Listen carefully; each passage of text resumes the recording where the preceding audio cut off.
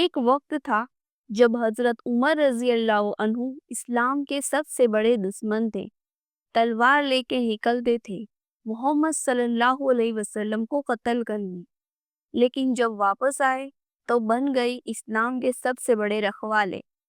کیا آپ جانتے ہو کیسے ہوا یہ نیا جنم؟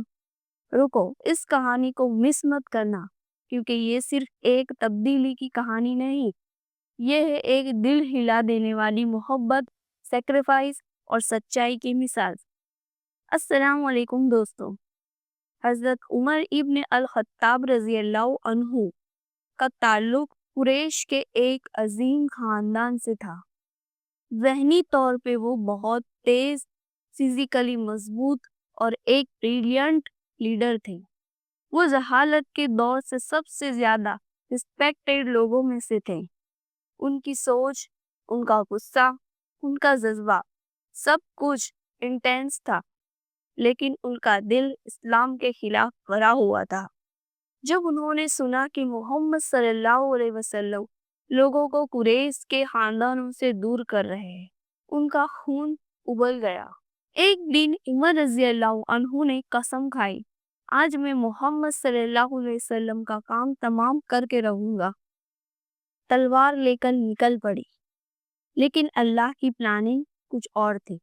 راستے میں ایک شخص ملا، اس نے کہا، تم محمد صلی اللہ علیہ وسلم کو ماننے جا رہے ہو، لیکن کیا تم جانتے ہو تمہاری بہن اور بہنوں نے اسلام قبول کر لیا ہے؟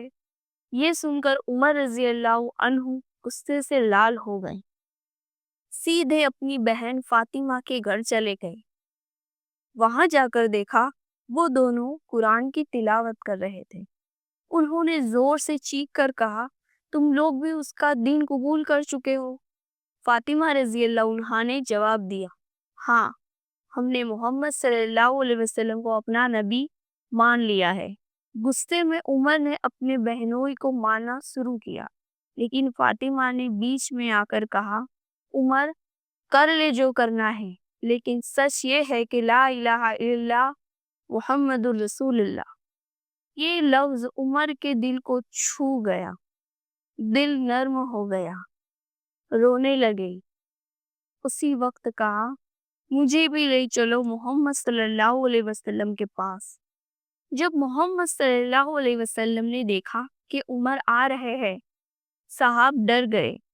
کہا، یا رسول اللہ، عمر تلوار لے کر آ رہے ہیں۔ لیکن نبی صلی اللہ علیہ وسلم مسکرا کر کہا، اگر عمر ہدایت کے لیے آیا ہے تو اسلام کے لیے ایک طاقت بنے گا۔ اور واقعہ ہوا بھی وہی۔ حضرت عمر رضی اللہ عنہ نے محمد صلی اللہ علیہ وسلم کے سامنے آ کر رو کر کہا، اشہد ان لا الہ الا اللہ و اشہد ان محمد عبدہ و رسولہ۔ پورا گھر تکبیر سے گونج اٹھا۔ حضرت عمر رضی اللہ عنہ اسلام قبول کرتے ہیں، اسلام کے ایک نئے دور میں داخل ہو گئے۔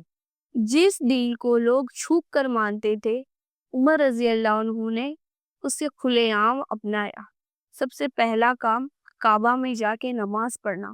لوگ حیران ہو گئے۔ پھر کہا، اب کوئی چھو کر دیکھے محمد صلی اللہ علیہ وسلم، عمر کی تلوار پہلے بولے گی۔ رسول صلی اللہ علیہ وسلم نے کہا، جس راستے سے عمر گزرتا ہے، شیطان اس راستے سے بھاگ جاتا ہے۔ ایسے تھے عمر ابن الخطاب۔ عمر رضی اللہ عنہ نے اسلام کے لیے وہ کچھ کیا جو کسی نے سوچا بھی نہیں تھا۔ خلافت کے دور میں انہوں نے جسٹس، ایکوالٹی اور ہونیسٹی کا نظام اسٹیبلش کیا۔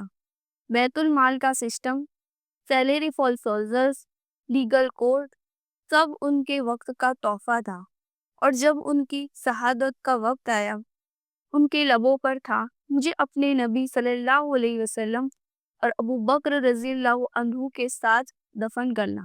دوستو، حضرت عمر رضی اللہ عنہ کی کہانی ہمیں یہ سکھاتی ہے کہ سب سے بڑا دشمن بھی اگر دل سے سچائی کو سمجھے تو اللہ اسے اپنا سب سے بڑا چیمپئن بنا سکتا ہے۔ اگر عمر رضی اللہ عنہ جیسا لیڈر اسلام میں آ کر دنیا بدل سکتا ہے تو ہم کیوں نہیں؟